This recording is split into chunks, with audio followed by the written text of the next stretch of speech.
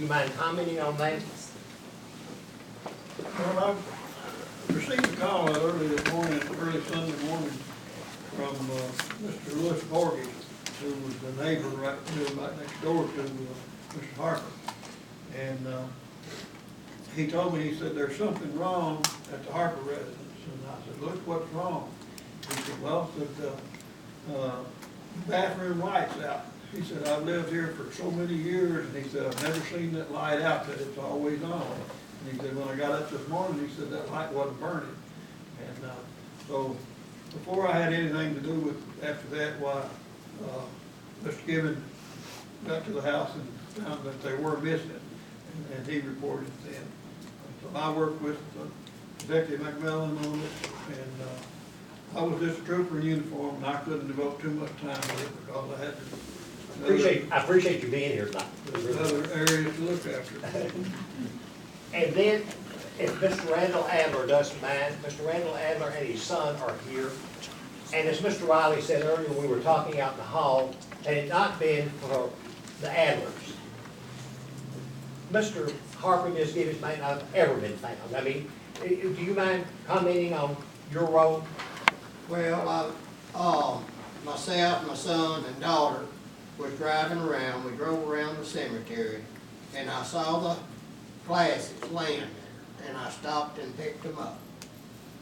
And a friend of the Harpers, neighbors of the Gibbonses, worked at the township with me. And I asked him if she wore glasses, and he said yes. And so I got the glasses and gave them to him, and he take them to Mr. Gibbons, and I identified them as glasses. So that's where it started. And if you hadn't found those glasses, when you did know kind of when or if that ever been found? Right. It was Because at that time, that farm was just totally isolated. It was just Right. completely isolated. right. No one lived there, no one visited there very often, and it was just isolated. You see, they taken the wood from the old barn and carried it down and covered them up when they put them in the branch down.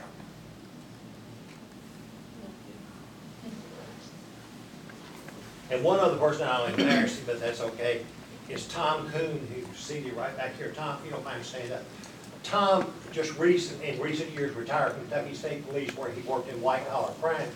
And he's real familiar with this case, not because of his job, but he himself partially grew up in Lewisburg. His mother was a native of Lewisburg, and she later lived in Hopkinsville, and I worked with her.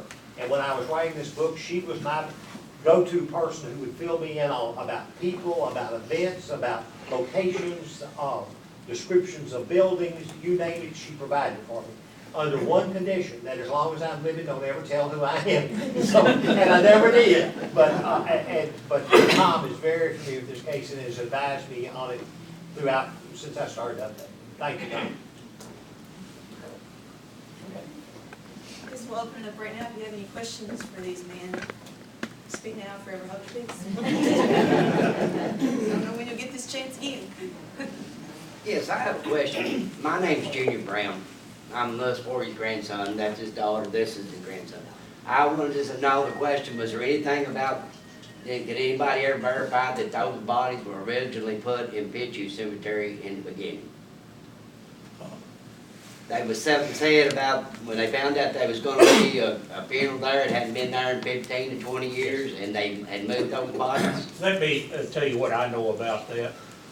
The murder took place there and the cemetery, because one of the things Carolyn told about was that Mr. Harper, when he was shot, fell by a tombstone of a baby, and went back and found the tombstone exactly where this happened. And she and Harvey left before Mrs. Gibbons was killed. And what she said was that they pulled the bodies over into the field a short distance.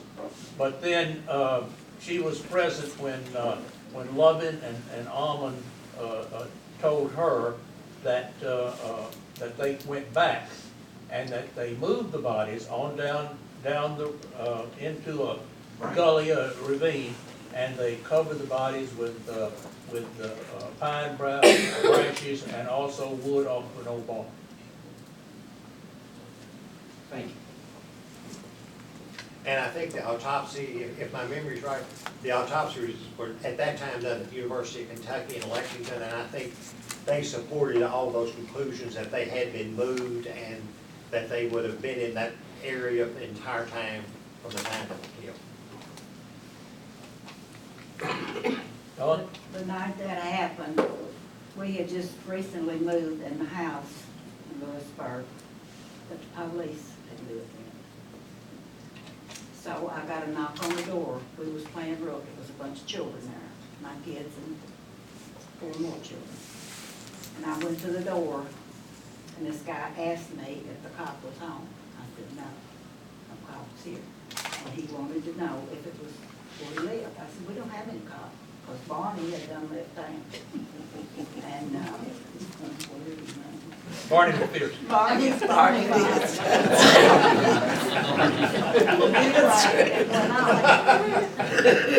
So, like I said, 4 or 5 years later, Ed Richmond was at the restaurant at Lewisburg, and they was in there discussing this. They had talked about it, and he brought that incident up. Well, here they come.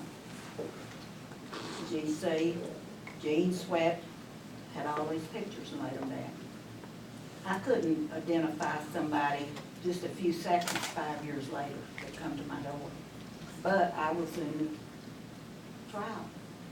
That's right. I was. That's right, because what you said then was, Carolyn had already told us that they had gone to the house. But it was a big white car that came And- into my yard. I remember seeing that through the door. And, And when you had me up there in your office, you called Harvey. You had him to bring Harvey up from the jail. I don't He said, remember. "Back I don't, here." yeah. You remember that? No, I don't, that's. Yeah, you did. Okay, you had got a call that morning that Louis Forty had died. And you said, my star witness just died. It So was Harvey- clear today. Harvey came up That's there. what killed him. And he said, like back here, it's as clear to me as it was. And you asked him different things, and he said it was a lot of children at your house that night, wasn't it? Probably, you know. So I was sure when he said that he was at my house. Yeah. And that was a scary time for Lewisburg and everybody.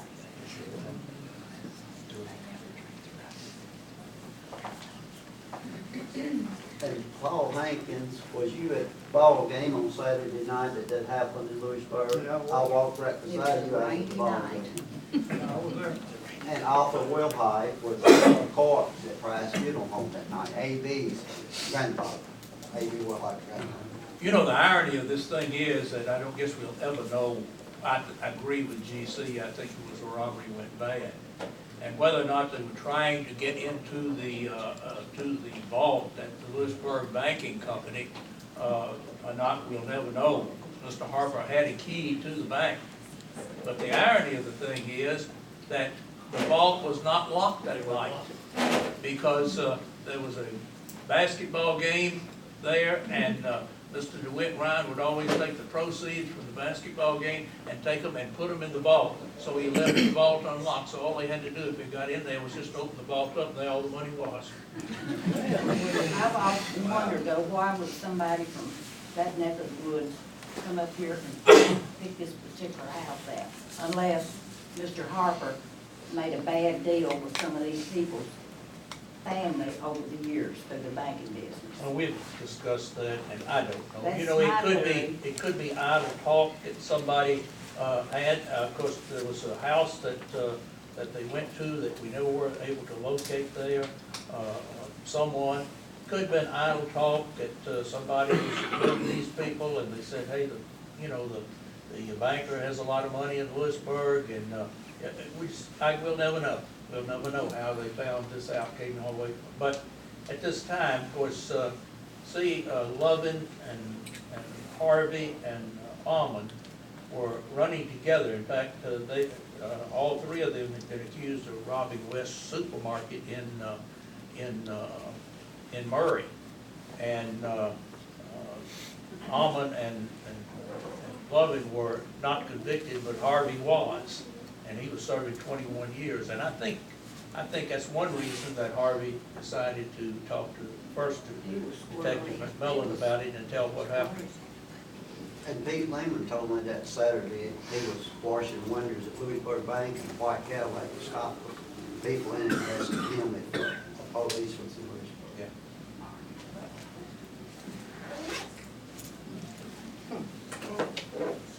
But what, is all three of these guys deceased now? No. Lovin is the only one of my knowledge that's deceased. And that Almond, wasn't he a big school teacher down in Nortonville or something, down in that? He had been teaching school, yes. And then Harvey went back to California Science.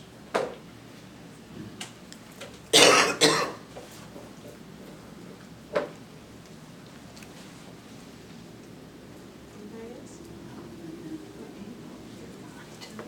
I have a question.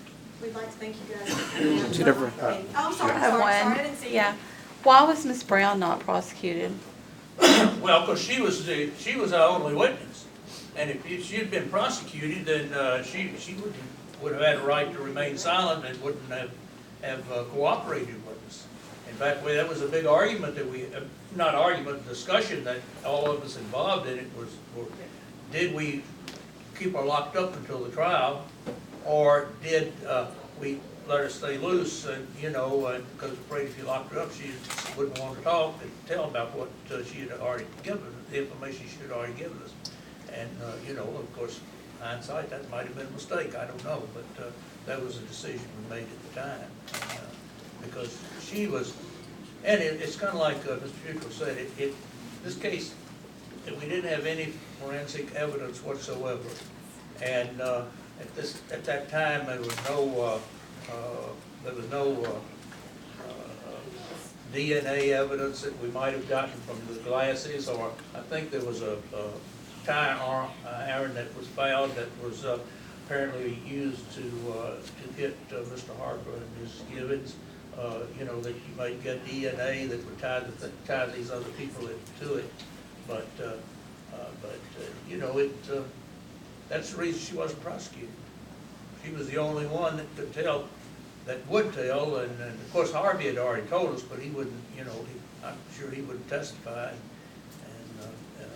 because he was represented at that time, kind of ironically, he was represented by George Street Boone over in Elkton, and also our now Congressman Ed Whitfield, who was in Hopkinsville at the time, represented Harvey in this case. So in that book, you can look through it, the biggest majority of the witnesses and the places. I'm still, but I'm under a different name than I was in that book. 50 years changes a lot of things.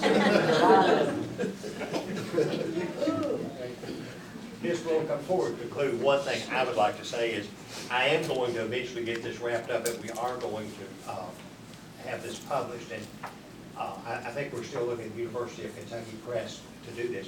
And the reason I'm bringing this up is I have committed to the board, and I want to commit publicly.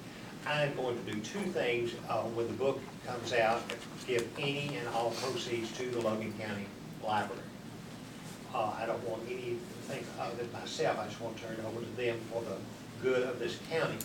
And the second thing I plan, when everything gets wrapped up, I'm going to transfer the copyright to the book from my name to the Logan County Library Board.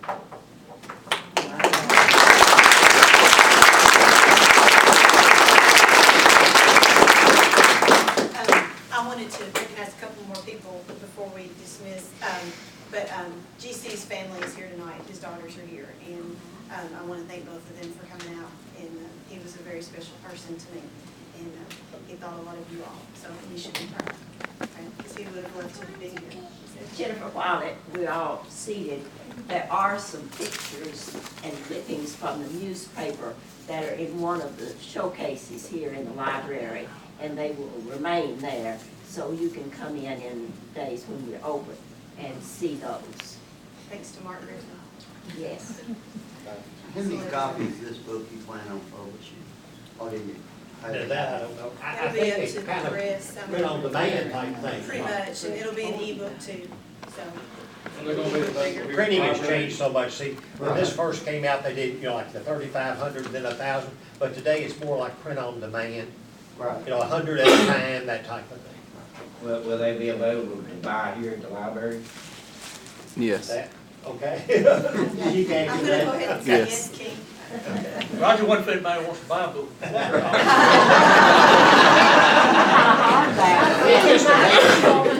Ma'am? I'll sell you mine for $400. Well, I saw several of you bring in your copies tonight, so those are rare treasures, I do know that in this county. So, and Mr. Future would be glad to sign, I think, if you would like him to, increase your value a little bit. Well, and Judge Buell and Mr. Riley would. And any of these men, I'm sure would, if you're willing. And feel free to stick around, we've got some coffee and some refreshments. And like I said, really, really glad that you came out tonight to listen to these men and support your local library, which is oh so important and dear to my heart. So thank you again, and let's give them a big round of applause.